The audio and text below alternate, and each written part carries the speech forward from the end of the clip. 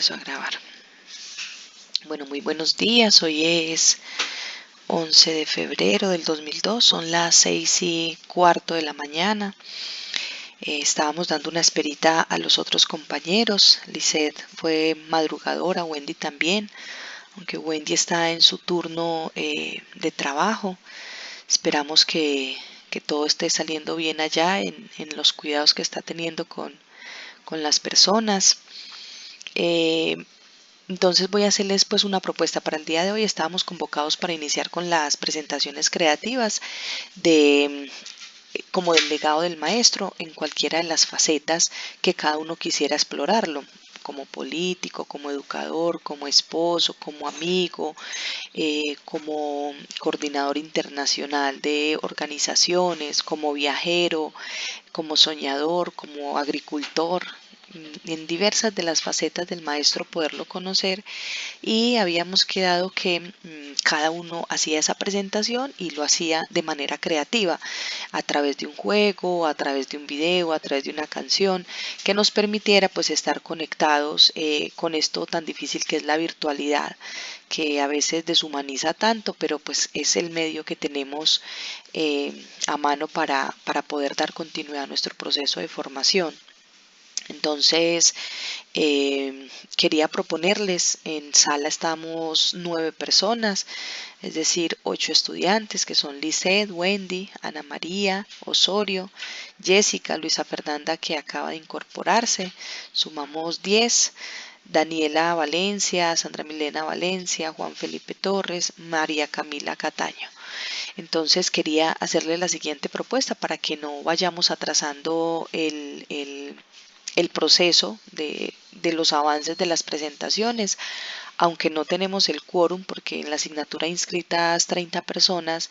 Quería proponerles que si ustedes se conectaron, de aquellas personas que ya tengan su presentación y que la quieran hacer, que lo hagamos dentro de esa libertad, no llamar y decir, bueno, arranca Ana María, sino que de los que estén acá, que ya tengan esa presentación lista, que igual la quieran hacer y pues permitir este espacio para que lo hagamos.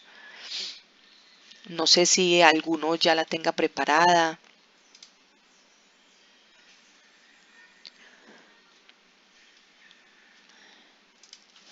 Profe, yo ya tengo lista la mía. Listo, Lizeth, ¿quieres iniciar con la presentación? Sí. Perfecto, entonces te dejo micrófono abierto.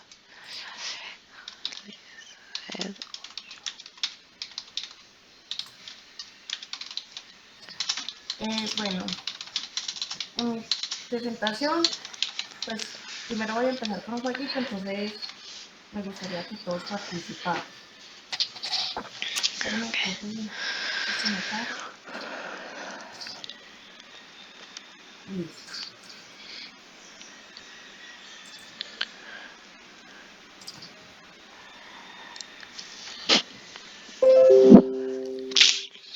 Bueno, como estamos explorando las facetas del maestro Héctor Abba Gómez, yo quiero que inicialmente adivinemos qué faceta escogí yo. Entonces, para esto vamos a jugar. Es un juego que todos conocemos, que es el del ahorcadito. Ajá. Entonces, para que empecemos a, pues cada uno diga ahí una letra.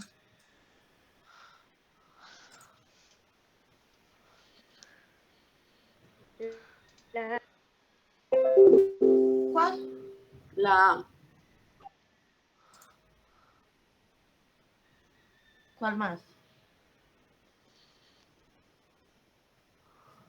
la S,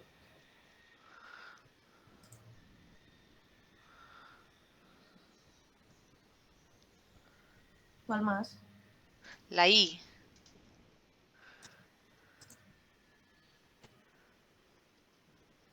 ¿Alguien la más? C,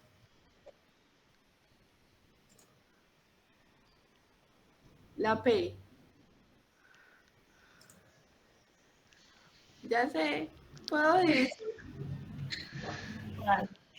periodista. Sí, muy bien Ana María, muy bien. listo.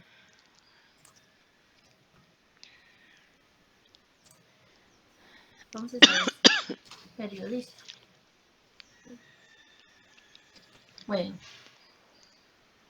primero les voy a contar un poquito de quién fue Héctor Abad Gómez, aunque ya pues todos conocemos. Él es recordado como un buen hombre, un buen padre dedicado, un líder social que trabajó incansablemente por la salud pública en Colombia. Él fue un médico saludista antioqueño, nacido en Jericó en 1921 y murió en Medellín en 1987. Fue investigación en ciencias de salud.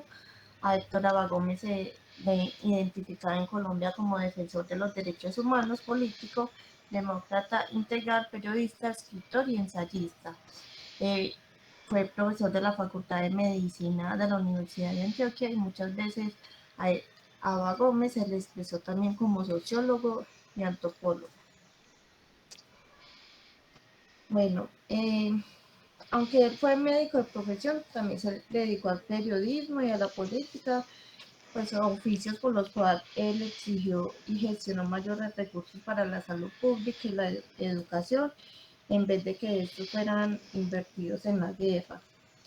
Lo asesinaron por su labor como activista de los derechos humanos y sus constantes denuncias en el mundo, en los medios El Mundo, El Espectador, El Tiempo o su programa radial Pensando en Voz Alta, en la emisora cultural de la Universidad de Antioquia.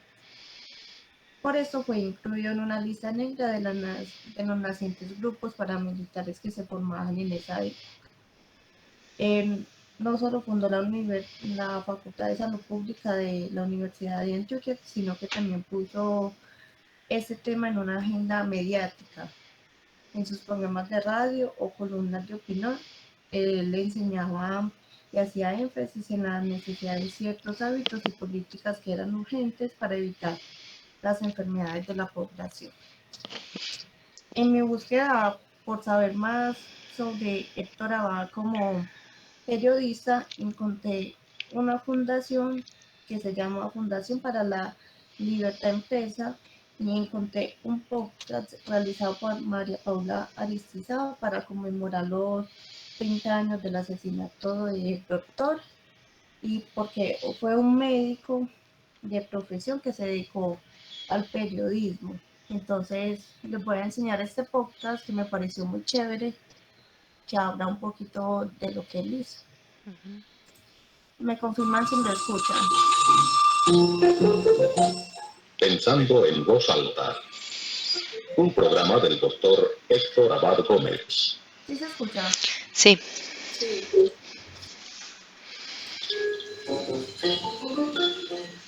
No habrá manera de que yo me quede callado. Que cierren esta voz libre y verá qué pasa. El 25 de agosto de 1987, en la ciudad de Medellín, asesinaron a Héctor Abad Gómez. Este es el primero de una serie de podcasts que realizará la Fundación para la Libertad de Prensa, FLIP, de aquí al Premio Festival Gabriel García Márquez, que se realizará a finales de septiembre. Con estos programas, la Fundación quiere rendirle un homenaje a este doctor que dedicó su vida a defender los derechos humanos, la salud pública y el bienestar de las comunidades. Luz Adriana Ruiz, en el libro Periodista con licencia médica, cuenta que Abad Gómez se describía como un periodista aficionado, que reconocía el valor del periodismo como una profesión. Su hija, Clara Abad, lo recuerda como un hombre que se caracterizaba por su deseo de contribuir, haciendo de este un mundo mejor. Cuando emprendió la actividad de escribir, se centró en decir lo que pensaba acerca de lo que leía y de lo que conocía. Hablar acerca de la universidad, de la salud, sobre la vida, sobre la educación, sobre todo lo que a él le interesaba. Como era tan disciplinado y se comprometía tanto con lo que hacía y con lo que pensaba, tomaba estas actividades suyas con un gran entusiasmo, con una gran seriedad y con una gran convicción. Un verdadero humanista, así se refiere a él Mario Hernández, coordinador del doctorado interfacultades en salud pública de la Universidad Nacional. Totalmente sensible, abierta, dispuesta, comprometida, como condiciones escasas de estudio y tuviera bienes. Estuvo comprometida a esta causa hasta el último momento de su vida, siempre alerta de lo que sucedía para así poder tomar nota de ello y abrir el debate en el que el pueblo supiera lo que estaba pasando. Hubo un momento en el que quisieron silenciar el programa del Dr. Abad. Las directivas argumentaban que él había hecho proselitismo político y esta fue su respuesta. Y esta es una cátedra. Esta es una cátedra de la universidad. Una cátedra que sale al aire. Una cátedra para toda la gente. Una cátedra que no es para una cátedra cautiva, en donde los estudiantes tienen que estar ahí sentados oyendo cualquier barbaridad que le diga el profesor, sino una cátedra libre, en donde todo el mundo tiene la absoluta libertad de cerrar el programa, de oírlo o de no oírlo. Su programa era el lugar en donde podía hablar de cuánto tema le interesara, pero era muy revolucionario para la época. Ana Cristina Restrepo, quien ha escrito extensamente sobre el Dr. Abad, dice que en su discurso había 2 puntos que dolían mucho para una sociedad tan conservadora como la sociedad antioqueña. Primero, no tenía miedo de usar la palabra comunismo, y segundo, se declaraba a sí mismo como anticatólico. Y una persona que se atrevía a hablar de esas dos cosas, pues sin ningún temor, pues obviamente estaba tocando lo que más le podía arder a la sociedad.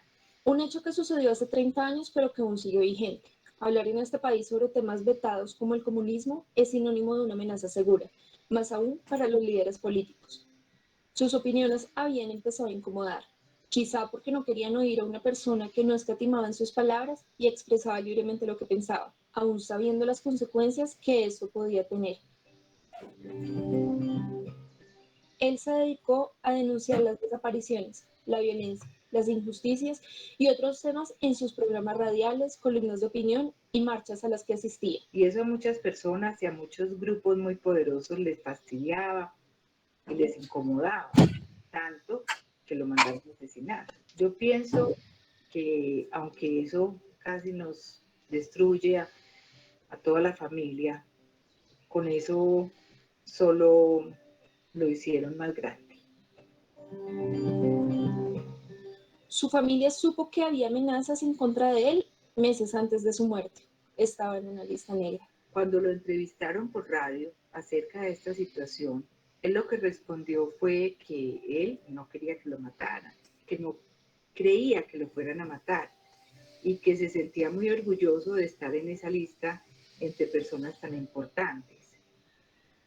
Él llevaba esa lista en el bolsillo cuando lo asesinaron. En sus programas radiales, Abad Gómez leía cartas de sus oyentes. Meses antes del asesinato, hizo público el clamor de justicia de una mujer cuyo hermano había sido asesinado.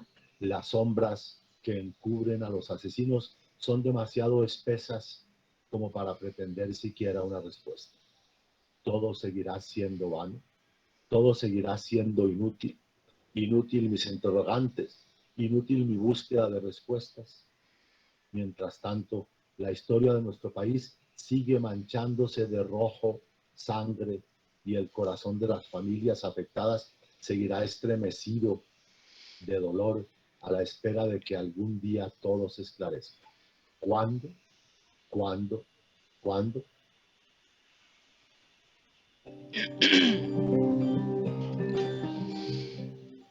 El material de archivo que se utilizó para este podcast fue tomado de la corporación Héctor Abad Gómez. Las actividades de esta organización son una de las muchas demostraciones que él sigue activo en muchas manos.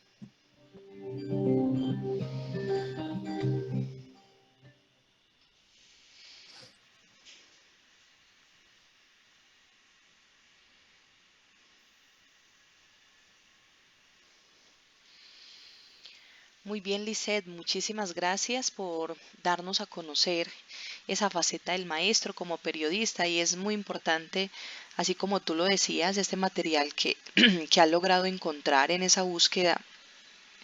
Y me llama mucho la atención de lo que encontraste, que una corporación de periodistas tengan ese detalle, digamos, en rendir ese homenaje al maestro llamándole un periodista con licencia médica. Entonces, gracias Lisette por compartirnos ese material.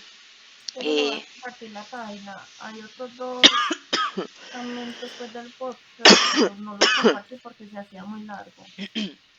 Nos los puedes compartir por el chat para que los compañeros también lo tengan. Perfecto, Lisette. Muchísimas gracias. Yo también lo voy a copiar acá dentro del material de apoyo de la asignatura. Muchísimas gracias. A usted pues, y a los compañeros. Bien.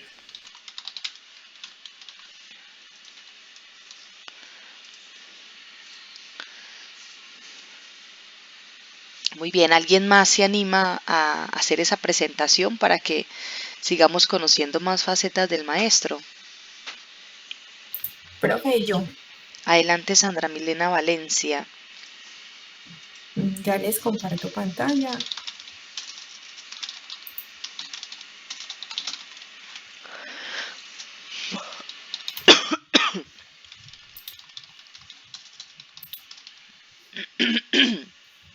¿Ya están viendo? Sí, ya se ve. Héctor Abad Gómez en su faceta de padre y abuelo, presentado por Sandra Milena Valencia. Héctor Abad tuvo 6 hijos: Mariluz, Clara Inés, Eva Victoria y Marta Cecilia, que falleció en 1972, Sol Beatriz y un hijo llamado Héctor Joaquín. Héctor Abad decía: si quieres que tu hijo sea bueno, hazlo feliz. Si quieres que sea mejor, hazlo más feliz. Los hacemos felices para que sean buenos y para que luego su bondad aumente su felicidad. Su hijo Héctor Joaquín dice que para su padre Héctor Abad lo más importante era la educación de sus hijos, que no se sintieran desagradecidos ni le tuvieran miedo al padre. Un cierto respeto sí, pero miedo jamás. De parte de él nunca recibieron golpes ni amenazas. Fue un buen pedagogo y la educación con sus hijos era paciente, pausada y racional. La educación la orientaba al diálogo, en la felicidad, en la tolerancia por los defectos, por las falencias. Lo que menos soportaba bien era la injusticia, que fuéramos injustos con los demás desprotegidos, los más débiles. Eso le daba rabia y creo que entraba en el territorio de lo intolerable. En el documental de Cartas a una sombra, su hijo Joaquín relata que cuando su padre se iba de viaje, les enviaba cartas habladas. Era una grabación en un cassette en el cual expresó lo siguiente: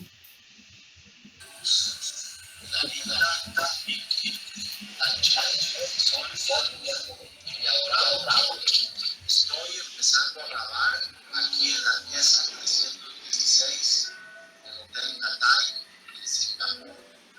A todos los quiero y a todos los recuerdo, y quiero que sobre todo me sientas que Pati te quiere mucho y está siempre contigo y está siempre acompañándote, y que de todas maneras tiene mucho deseo de verte de vuelta. Sus hijos se alegraban al escuchar estas palabras porque sentían una comunicación más cercana y más real. En una situación familiar que marcó la vida de Héctor Abad fue la muerte de su hija Marta Cecilia a sus 16 años de edad. Él sentía mucho orgullo por ella, ya que era una mujer alegre, llena de vida y que tenía por delante una prometedora carrera como cantante. Héctor Abad como abuelo. Tuvo 12 nietos, 9 de ellos en vida y 3 luego de su muerte. Su hijo, Héctor Joaquín, decía que su padre sentía por los nietos un amor y una ternura que estaban en los límites de la razón. Les escribía poemas de ocasión, con rima, e incluso les escribía en las columnas de los periódicos. A algunos de sus hijos eso les parecía ya el colmo de la indiscreción. En esa locura que sentía por los nietos, Alguna vez escribió para El Mundo un breve artículo llamado Es más que amor. Era un escrito breve y sentimental en el que auguraba a los viejos que tuvieran nietos una especie de amor invernal de despedida. Por eso terminaba citando la más hermosa bendición de un libro lleno de maldiciones, la Biblia, y que veas a los hijos de tus hijos. Estas fueron sus facetas como padre y abuelo, donde se ve el amor y el compromiso por su familia, en donde les deja un legado de ayudar al otro, de servir a la comunidad y de siempre hacer las cosas con amor y pensando en el bien común. Padre,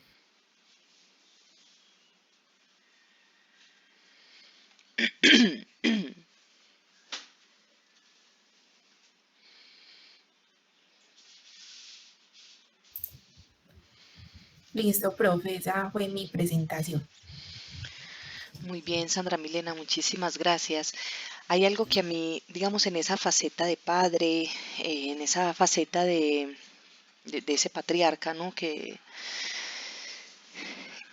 digamos que es fundamental entenderlo en la época. A mí me llamaba muchísimo la atención, aunque es un poco la faceta como esposo, pero creo que también tiene que ver con esa faceta de padre. A mí me llamaba mucho la atención en la película y en Cartas a una sombra, cuando doña Cecilia decía, cuando yo le dije que yo iba a ir a trabajar, él se enfureció. Él hasta se fue de la casa y no se despidió. Él se enfureció cuando yo le dije que iba a ir a trabajar. Y él dijo que no, que él era el hombre proveedor, que cómo era eso, que yo me iba a ir a trabajar. Y doña Cecilia le insistía mucho a sus hijas que tenían que estudiar, que ellas no podían estar nunca dependiendo de un hombre, que ellas tenían que comenzar a trabajar y poder tener esa libertad y esa autonomía. Entonces era ver, digamos, también como en esa faceta de esposo, pero también esa faceta de padre, quién sabe qué cosas le decía a sus hijas frente a esto, frente al trabajo, si él quería que sus hijas trabajaran o cómo se lo pensaba. Y hay una cuestión a nivel de familia que en el manual de poliatría, cuando él habla sobre lo que debe hacer la salud pública, en el texto que ustedes revisaron en la página 108, él se pregunta, ¿y qué hay que hacer desde la salud pública? ¿Qué debemos hacer? Y en uno de esos puntos, que son 10, que es como para mí el decálogo de la salud pública, en uno de esos puntos él dice, trabajemos con todos, con santanderianos, con antioqueños, con todos, con bogotanos, trabajemos con todos, que en Colombia hay gente buena, hasta en Antioquia. Entonces, hasta en Antioquia, ¿y qué tendrá que ver eso con la faceta de él como padre y como abuelo? Él insistía que la necesidad de ese reconocimiento de los hijos, la necesidad de ese amor al interior de la familia, de ese amor de padre, ese amor de madre, porque él decía que uno de los fenómenos que se daba en Antioquia precisamente era el resultado de esa ausencia de afecto, por eso la A que él plantea dentro de esas 5 A's que él plantea para la solución de los problemas en el país, y él planteaba el afecto como uno de esos bastiones más importantes para el desarrollo de los niños. Y cuando yo estuve pues como indagando un poco porque dijo él que hasta en Antioquia había gente buena, un médico que lo conoció me dijo, Sandra, mira, cuando él regresó de sus correrías por la costa, él fue cuando empezó a escribir el manual de poliatría, porque él veía que en la costa la gente era diferente y él empezó a ver que había una estrecha relación, por eso él se declaraba anticatólico, porque y en esa época eso era o sea, una aseveración muy fuerte por esas costumbres máxime en Antioquia, y él veía y decía que en la costa no había sicarios, hombre, que había otro tipo de problemáticas, pero que el fenómeno del sicariato era de Medellín. Y entonces él planteaba que había una responsabilidad enorme en la Iglesia Católica por lo que se conocía o se conoce como la doble moral, que eran, digamos, personas católicas que iban a la iglesia, pero que eran infieles y tenían un hijo por fuera del matrimonio, y lo que hacían era abandonar a la mujer con la que hubo esa infidelidad. Entonces, de donde viene la palabra los hijos bastardos, que son hijos que están por fuera del matrimonio. Y Héctor Abad decía, pues dentro del análisis que me decía este médico, de lo que él pensaba de cuando él escribió el manual de poliatría y por qué precisamente dijo eso, que hasta en Antioquia había gente buena, y me indicaba que la crítica tan fuerte que él hacía a la iglesia era por eso, que porque al penalizarse la infidelidad en Antioquia por esa iglesia tan conservadora, muchos hombres digamos, dejaban a las mujeres en embarazo y las abandonaban, y había niños que crecían sin el amor de ese padre, con el rechazo de un padre que no les reconoció, pero además en algunos momentos con situaciones de dolor de esa madre que fue abandonada, que fue engañada, y estos niños que crecen sin afecto y sin amor, en la mayoría de los casos, porque eso tampoco se generaliza, pero en la mayoría de los casos, esos niños, esos jóvenes que estaban dentro de esos grupos de sicariatos, eran jóvenes que eran jóvenes nacidos por fuera del matrimonio y que crecían con un amor absoluto hacia la madre.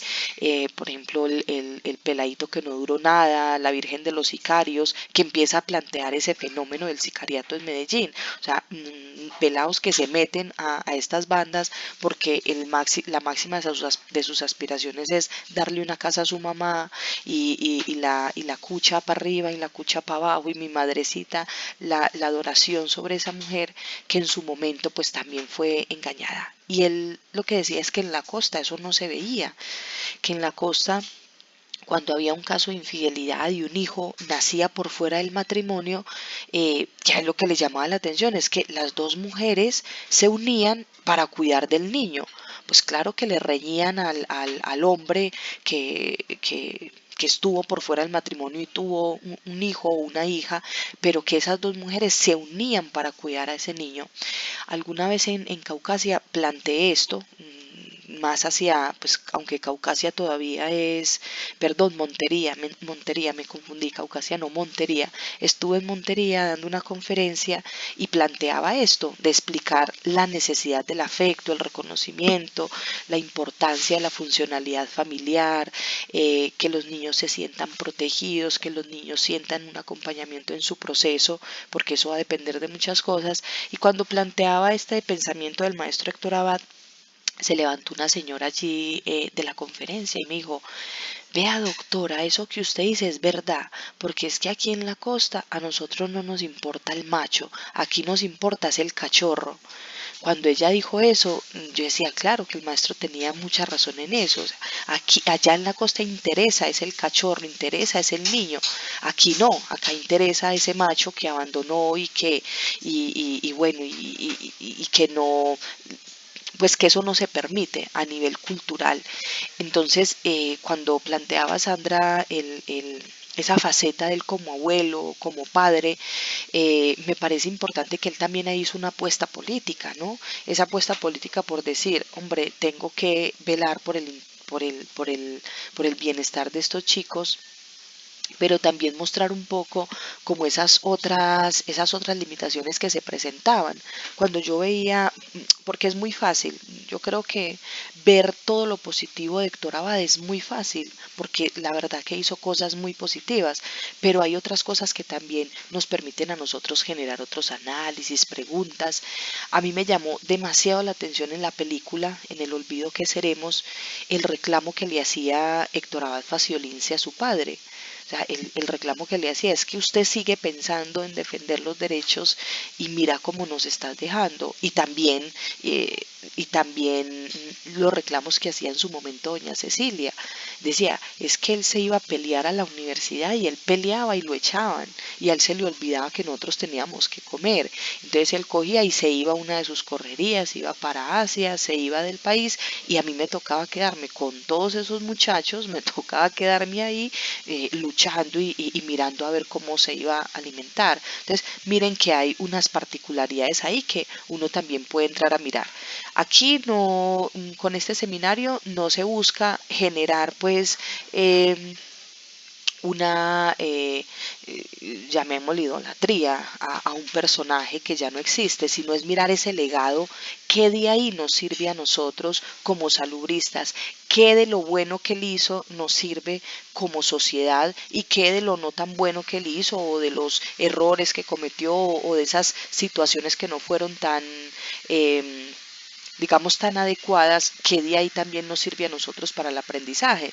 Ese es poder mirar, evidentemente, hay una apuesta de él muy clara por el afecto y por eso pone esa A dentro de los fundamentos para conseguir un país en paz, un país con equidad, y esa A del afecto, la A del abrigo, de esa posibilidad de cuidar de ese otro, me parece que es el fundamento de todo, y esa búsqueda incansable que él tenía de cómo garantizamos el bienestar de las personas, cómo hacemos que las personas tengan esos estadios o esos estados de felicidad y que nosotros podamos reconocer que un niño feliz va a ser un niño bueno y si queremos que sea más bueno pues hay que hacerlo más feliz y era en últimas esa posibilidad que él tenía en su familia de poder llevar a cabo y ser coherente con eso que estaba planteando. No sé si a alguien le genera una reflexión, la presentación que nos hace Sandra Milena, o le quieren hacer alguna pregunta.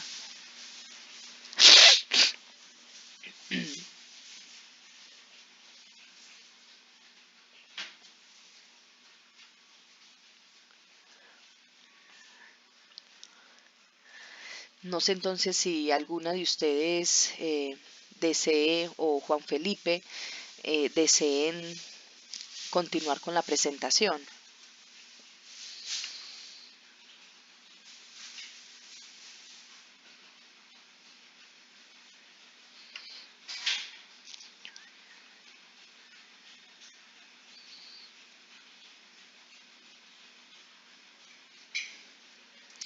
Sandra, te hacen una pregunta en el chat. ¿Por qué te llamó más la atención esta faceta de Héctor Abad como padre y abuelo que las demás? ¿Por qué te decidiste por mirar esta faceta?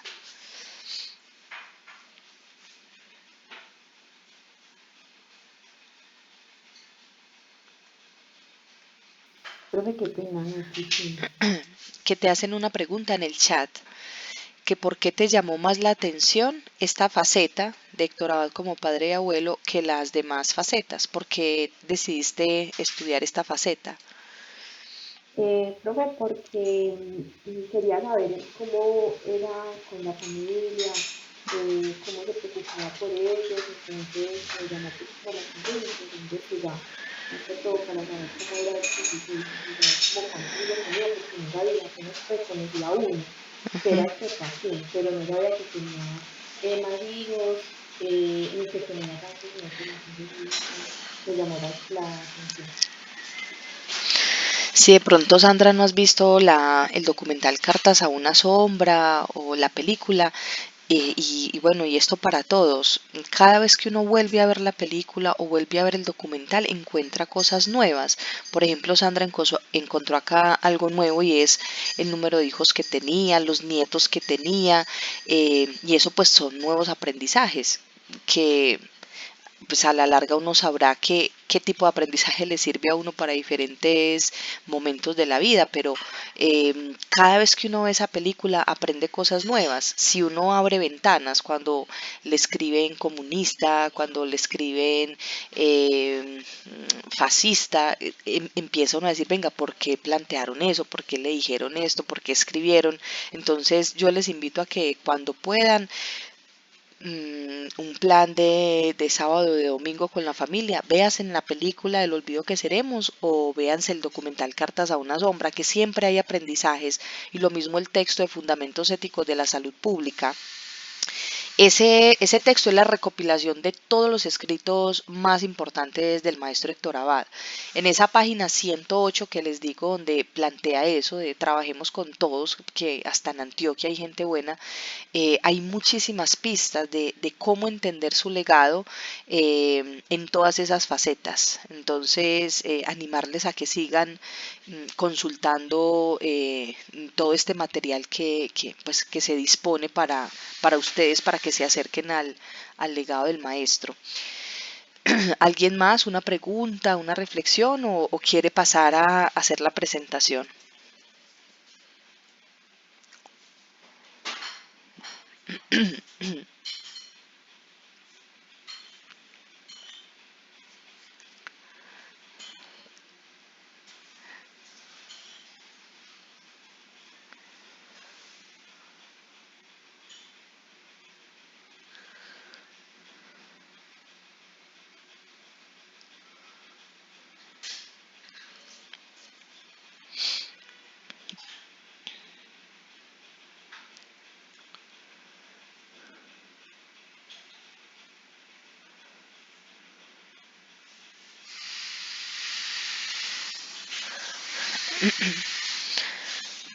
¿Alguien más hizo la presentación para el día de hoy?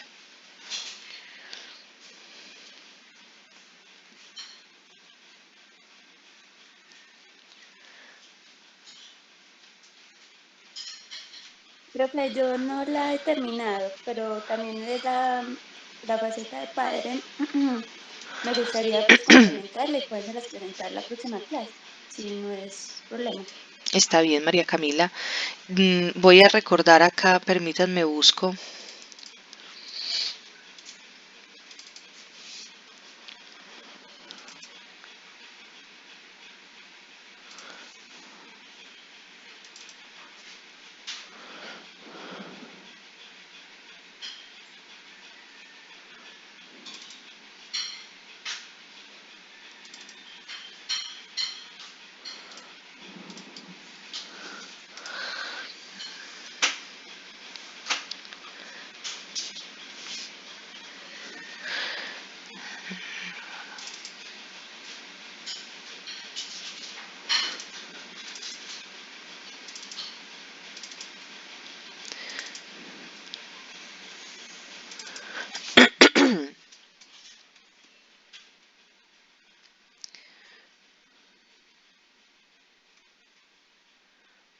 (11, 16 y 18).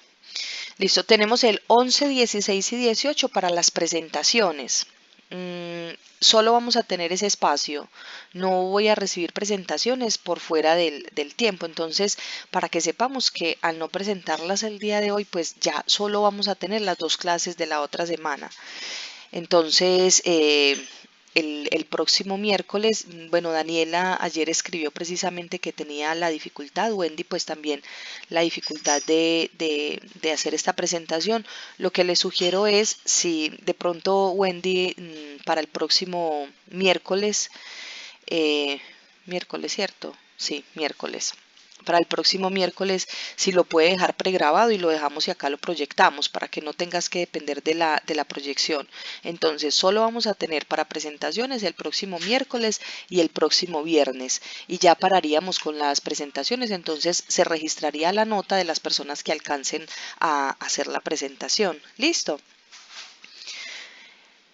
Entonces, como el día de hoy lo teníamos programado para esas presentaciones y no están todavía preparadas por las situaciones pues que acaban de comentar, daríamos por finalizada la sesión de hoy e iniciaríamos el próximo miércoles a las 6 de la mañana. Ah, listo, Wendy, perfecto. Entonces, intenta para el próximo miércoles o viernes tener el espacio o llevar un equipo para que lo puedas hacer. Listo. Entonces vamos a finalizar, voy a finalizar acá la grabación para que finalicemos este encuentro y nos vemos entonces el próximo miércoles para seguir con las presentaciones. Listo.